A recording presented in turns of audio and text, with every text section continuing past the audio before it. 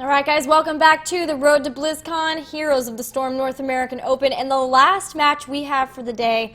And these teams are ready to go. Once again, we're going to have the PLEYZ versus the Goon Squad Incorporated this time, guys. It is the final boss for the PLEYZ, if you will. If they want a repeat performance in that round of 8, they've got to get through the Goon Squad. And so far, what we've seen from them leads us to believe they might be able to do just that, but we know we've seen great play from the Goon Squad as well. So let's check out what they're drafting, because they're already doing it. All right, well, the PLEYZ picked up their Johanna Azmodan Rhaegar that they've so often shown a liking to. They've also decided to ban the Lost Vikings. We saw them play the Vikings on the Garden of Terror versus Gaming Team Gaming, but it wasn't to great success, and it ended up not working out to their advantage. So instead, they're going to choose to ban them and go ahead and go with what they know in Johanna and Azmodan. Which is a great pair. Either of them by themselves, too, also awesome. But Jaina and Muradin are also very strong picks. Jaina, of course, being somebody who can do a serious amount of damage, and Muradin being someone who can take a lot of damage upon himself. So really starting the framework for a very strong composition that could be for team fighting and could also have lots of other applications. Yeah, and because we're in the next ban phase, we're going to see Goon Squad choose to maybe take something out of the play. Maybe we'll see another Kael'thas like we've seen. No, it will be Tassadar. Meanwhile, I think the PLEYZ might ban Tyrande here. Tyrande and Muradin have been so strong, and we've seen those Sapassins kind of being taken out of the fight. It will be so. Once again, neither of those support assassin hybrids will be allowed to enter the battle. Good call, Gilly, and I also like that you are throwing out our terminology Sapassin as though it were rules, because it is. And, you know, interesting because we saw that last game as well. We saw Tyrande and Tassadar both second ban.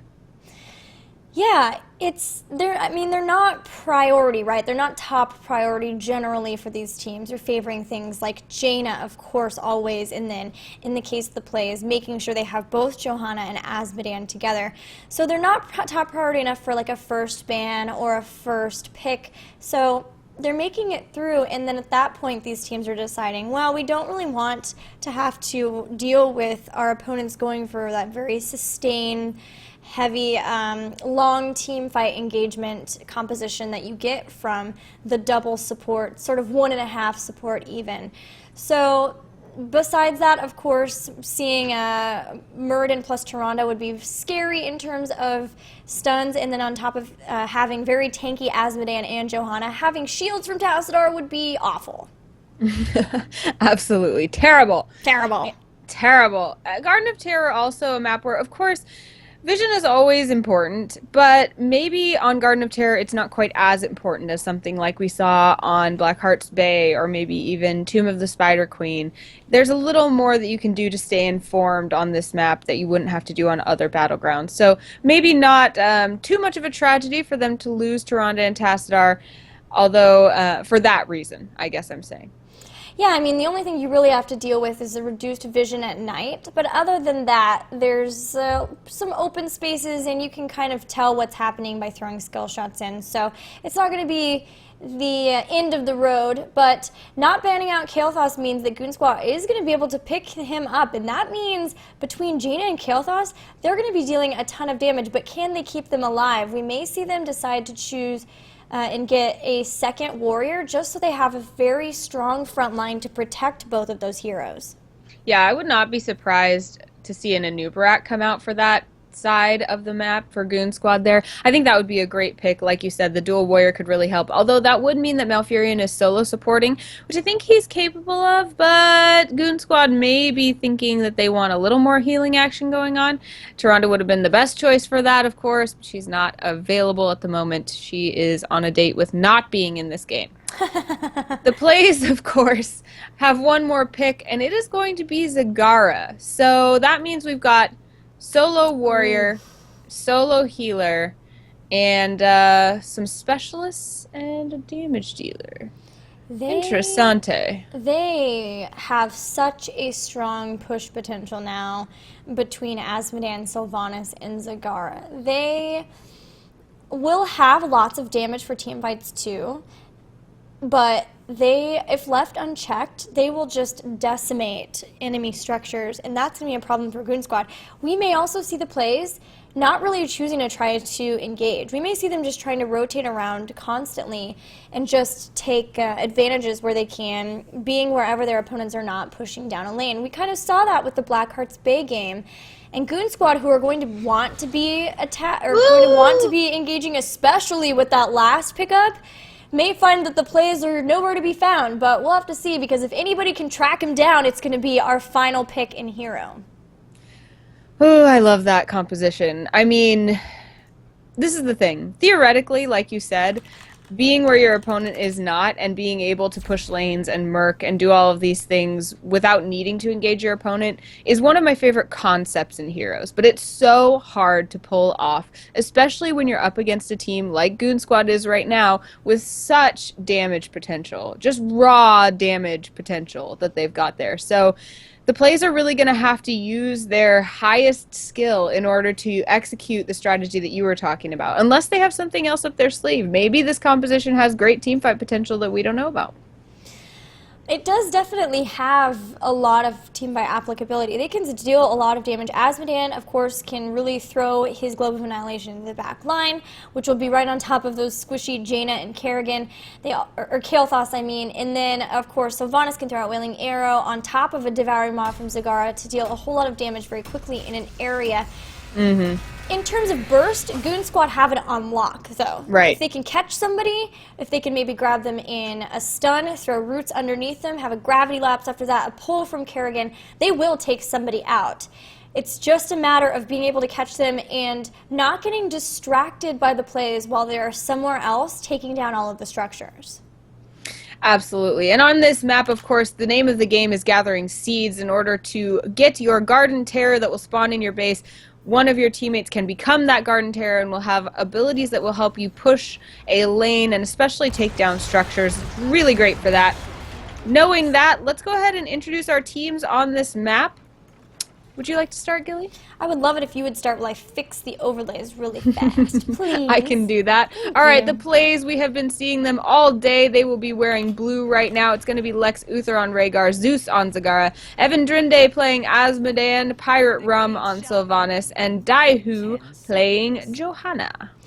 And in the red, we have our new contestants against the PLEYZ, the Goon Squad Incorporated with Goku on Kerrigan, Hosty playing Jaina, Boss Floss on Muradin, Matre on Malfurion, and Goat playing Kael'thas. And look at the synergy in the style points for Goon Squad. Oh my gosh, they look fantastic. They are on the cover of Heroes Vogue right now.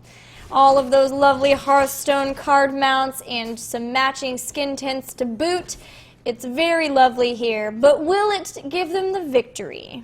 Well, it certainly will give them that 10% buff, but will 10% be enough? I can't tell you, Gilly. We have a little bit of a party lane going on for the PLEYZ down here in the bottom. Evan Drinde, Daihu, and Lex Uther up against Maitre. But Goku is going to come join them, and Hosty as well. That means a lot of damage coming their way. They're going to retreat and go to the mid lane. We already see a lot of rotation happening for both teams in this game. Goku wants to try to stop Drinde from being able to rotate. We've got one hero in each lane who can kind of help Drinde get those stacks, but the main thing is that Daihu and Drinde will be rotating around trying to help Asmodan gain stacks. Once again, he picked up Taste for Blood at level 1. In case you're just joining us, we've seen this a lot today from the PLEYZ. You pick this up and enemies killed by the Globe of Annihilation for Asmodan permanently increase its damage by 2 up to a maximum of 500. So we'll be seeing them rotate. It's very team dependent in the early game. Hosty actually going to go down here too, so that's going to be even a little bit more of a boon here for the PLEYZ. Also, Goku is going to fall. Kerrigan can't quite make it behind that wall on that 2-on-4 there for the PLEYZ. Did want to mention as we're going through those level 1 talents really quick that Malfurion did take Scouting Drone. And we talked about how vision is not quite as important on this map, but knowing that Zagara is playing for the PLEYZ, looks like Malfurion for Goon Squad wants to know that they have their eyes out on the map as well. Yeah, both teams choosing to make sure that they've got a little bit of vision here. Too much vision on one side, of course, can definitely turn the game. We're going to hop over to Cams while we wait to get Zeus back into game. And we can talk a little bit more about these talents now. Like I was mentioning before, the Taste for Blood, it's a maximum stack number of 500. And it's very team dependent in the early game. You really need he really needs help in order to be able to gain those stacks until he can pick up Blackpool, his heroic ability at 10. So that's why we're seeing Daihu on Johanna choosing to rotate around with the Azmodan, as picking up Knight takes pawn enables Johanna to do additional damage to minions, and so that way she can deal damage, soften them up, but also pull them all in, so they'll all sit right underneath a globe very nicely. Yeah, that's one of my favorite things that Johanna can do, because it really feeds well into so many damage abilities, and that's a lot of what a warrior is great for, is setting up the assassins to do their job. You know, going in, initiating, controlling the crowd, and Condemn is just one of those really great use cases in that scenario. Yeah, it's very cool to see that Johanna has been synergizing so well with several different heroes as well. She also synergizes really well with Abathur, your favorite Jobathur. Hopping back into this game, we do see Evan taking some damage here, but we also mentioned Azmodan has the highest health pool over here in the game. He is super tanky, so even with 4 members on him, not going to be able to quite get taken down. Yeah, Boss, Floss, Goku, and Hosty are going to have to go get some health. They've been diminished quite a few times in this game so far, just showing off how much damage they can do, but how damaged they can get very much so as well. Looks like we will have level 5 for the PLEYZ and only about halfway through level 4 for Goon Squad, so they're going to need to bump up their experience soaking. Goon Squad is still being, the PLEYZ still being pretty passive here against the possibility of getting surprised by an attack from the Goon Squad. That's because with a Kerrigan, Jaina, and Malfurion roaming around, that can be an insta-death, and that means that they're going to give up some of these seeds here in the bottom to the Goon Squad. We still have 1 Terror left up top. We'll have to see where that ends up going. Those seeds end up falling in this game. Well, the PLEYZ have a 10 seed advantage right now, and I would not be surprised to see them prioritize that, as we know that using battleground objectives is something that's very important to them, but both teams are absolutely turning their attention there. Each have 1 in the bottom, making sure to soak up experience, because that is important for both teams. No one yet taking a shot at that Garden Terror, just a lot of posturing and fact-finding. They're even kind of just moving around each other. Globe's going to come in and take out those minions from way in the back. And now just more stacks being added. Unfortunately, Daihu's getting pretty low here and nearly walked into some roots, but because he had to walk around them, he's going to get taken out. So a little bit of a power play coming out for Goon Squad. They might be able to go get some seeds off of this. It looks like they might just go back into lane and look to maybe pick up another hero if they could do so. They're working on the seeds. Yeah, it's all about who is gutsy enough to take the risk, because once you do aggro that Garden Terror, he's not going to stop punching you. Looks like Goon Squad felt comfortable and their confidence was rewarded. They do go ahead and take out Sylvanas. Now the rest of the PLEYZ are coming in to try to stop them. The Garden Terror does go down. It looks like no one gets 100 seeds though. Kerrigan will fall for her trouble. Zeus is getting very low as well and will go down. Just trade places with Sylvanas, who is now back up but not quite in the fight yet. Azmodan, Evandrinde will go down as well. It looks like the PLEYZ are in trouble here. Daihu is trying to get out of the way. One of the most capable heroes for doing so will use her trait in order to be able to escape behind that wall. Lex Luthor is still alive, and with the mobility of Ghost Wolf, does get out of dodge. And it looks like all members of Goon Squad are now up and do survive that fight fairly well. Like I said, though, no one managed to get 100 seeds, 96 to 84. Man, I'm kind of in love with the Primal Grasp into Impaling Blades from Kerrigan, followed up by the Gravity Lapse from Kael'thas. That's a little scary. You're taking a ton of damage from Kerrigan, Kael'thas, and Jaina, and then on top of that, can't really get away because you're constantly being pulled back in and then stunned. Looking at the Goon Squad's talents momentarily as well, I did want to point out that we actually don't have Kerrigan picking up Envenom. She ended up getting Focused Attack. Envenom took a little bit of a hit in the last patch. It doubled the amount of time that it gets to do its damage, so it's not quite as bursty. And with that, although Jaina did pick it up, Kerrigan's not going to pick it up as well to go with it. Instead, going to get that Focused Attack.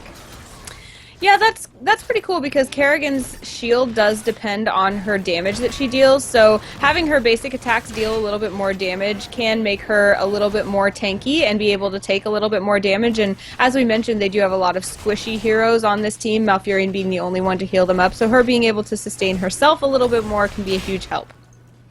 Rhaegar also picked up a cleanse. We mentioned all of the stuns that Goon Squad have available in their repertoire, and so having that cleanse is going to be really nice. Now Lex Luthor, though, trying to get away, might have to cleanse himself. No, he will just be able to Ghost Wolf away, but that's going to at least help a little bit with all of the stuns, roots, slows, combinations that we possibly have from Goon Squad, who are about to hit 10. Cleanse himself, like take a hot shower. He's not going to. Looks like Boss Floss and Goat are up here in the top to defend against a push from Evan Drinde, Pirate Rum, and Zeus. And Goku is going to come around the back looking to help get a kill. Will we see a Primal Grasp here on Pirate Rum? Yes, we will. That stun will go down, but a Devouring Maw will save Pirate Rum's life. Poor Goku and Boss Floss will not have the blood that they so desired. Man, what's so cool about that Devouring Maw is they had just hit 10 too, so Zagara had to like quickly grab Devouring Maw, position it, and then does so in order to save Pirate Rum. So very cool on her feet as Zagara. And now we've got heroic abilities for both teams. We've got Ancestral Healing, Devouring Maw, Blackpool, Wailing Arrow, and Blessed Shield for the PLEYZ. Meanwhile, Goon Squad Incorporated have picked up Tranquility, Phoenix, the Avatar for Muradin, as well as the Water Elemental and Maelstrom for Kerrigan. Absolutely, we do see a confluence of action happening here in the center. Goku is lurking, looking for a gank. I love the predatory way that Goku is playing Kerrigan, but she's not getting into the action as well as she might have liked. But now the seeds are spawning. They are going to try, they being Goon Squad, to grab the seeds on the side of the map of the PLEYZ, and it looks like Daihu had that same idea. Only Goat is there to prevent that. It is not going to be able to, so they are mostly going to trade so far for these seeds. Both of them have Garden Terrors growing, although Kael'thas is not going to be around to see the birth of it, as he does go down in a blaze of beautiful physical glory. Taking down Kael'thas is always nice when he's picked up Gathering Power, as he has. Now both teams have gathered enough seeds to pick up a Garden Terror, so at this point it's just trying to make sure your opponent doesn't get another one. So we're not seeing them very instantly try to go for the Garden Terrors. Instead, they're going and picking up and getting more seeds before doing so. Meanwhile, though, Pirate Rum is getting a huge push on top of those Siege Giants, just melted that fort, which will go down even before the Garden Terrors have fully spawned. That's the danger of Sylvanas, right? She can protect Siege Giants like that and make sure they take absolutely no damage as they help her melt down buildings. And as the teams were kind of agreeing tacitly to trade on the seeds, there wasn't much she was needed for, so it didn't cost her team anything to have her up there. Now, on the other hand, the teams are looking to engage as their terrors do meet in the middle of the map. Yeah, this is what I was talking about before, is kind of distracting from using certain things in order to push or do something elsewhere, which is what the benefit from this push comp is for the PLEYZ. And they were able to do so. They knew that their opponents were most likely getting the seeds. They had picked up seeds on bottom, and so they continued to just push up top, which already had those giants, and it was very easy for her to be able to do so.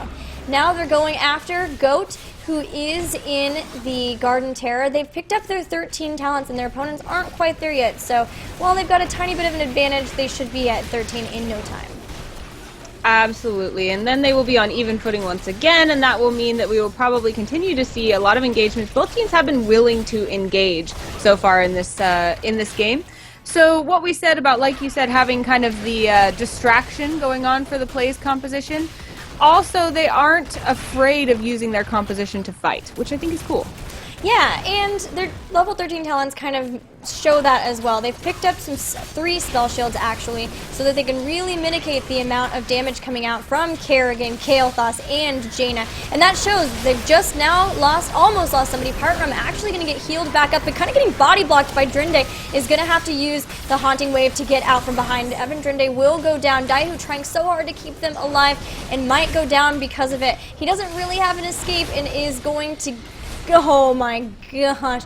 He is going to get saved thanks to a great Maw. He was able to use his Iron Skin as well right at the last second not to get rooted. Those Maws, man, have been on point. That is the second defensive Devouring Maw that we've seen be a huge game changer. I mean, that it captured 4 members of the team in it and saved the rest of the PLEYZ. That was very well executed. Great job to that Zagara player. Yeah, that was absolutely fantastic Maw from Zagara, and once again saves her teammates. Looks like both Garden Terrors are down. We've got minion pushes happening against both teams. They're also going to be content to go start murking up a little bit. They're very close in terms of level, and I think both would like to see level 16 before the next night phase. I have to give a shout out to Goku as well in that last engagement. That was a total ham maelstrom initiation there. I don't know if you saw that, but just YOLO! And drove right in. And actually all members of the PLEYZ were like, yeah, no, and just ran away. Did not even try to engage on her. Yeah, I mean, the spell shield's mitigated for a bit, but it's only so long, and they did have to use that ancestral healing to keep Pirate Rum alive. But only losing, I think they lost 1 or 2 there is really pretty good considering they were all kind of just running away from Maelstrom, which was having no problem with keeping up with all of them. Absolutely.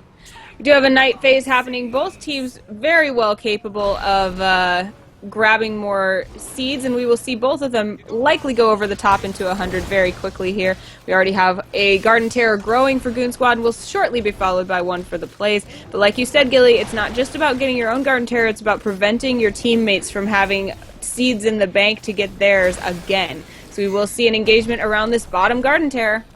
Yeah, and we're just going to see Goon Squad be the aggressive ones. No longer are they okay with just trading seeds for seeds here. They want an engagement. Wailing Arrow is going to come in, hits Jaina and Kerrigan.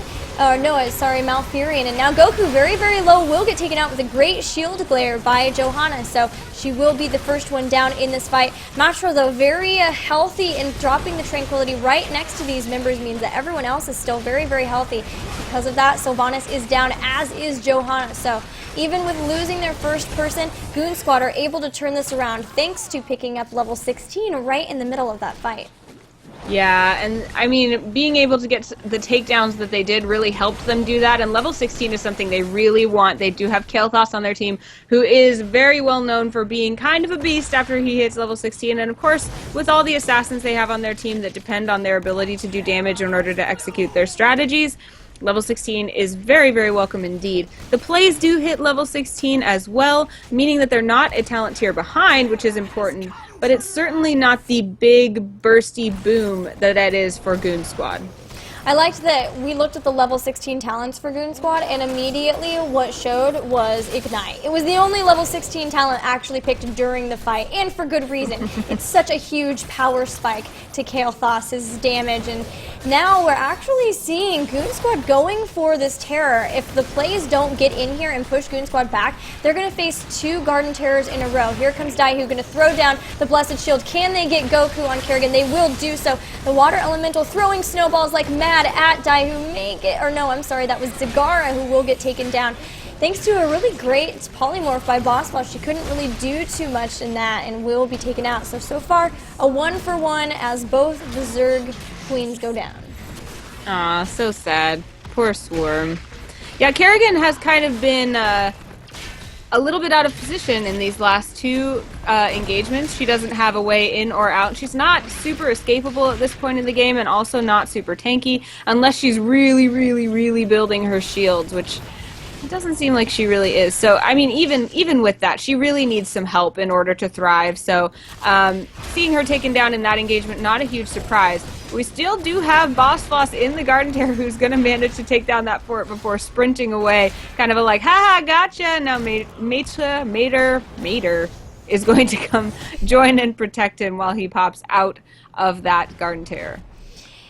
Yeah, it's interesting that despite maybe losing some of the team fights, the PLEYZ were ahead in structures. They just now got caught up in structures, the Goon Squad did, by taking out that fort. And the PLEYZ actually got a lot done with their Garden Terror. They took down the bottom keep to half health. So that's really nice for them.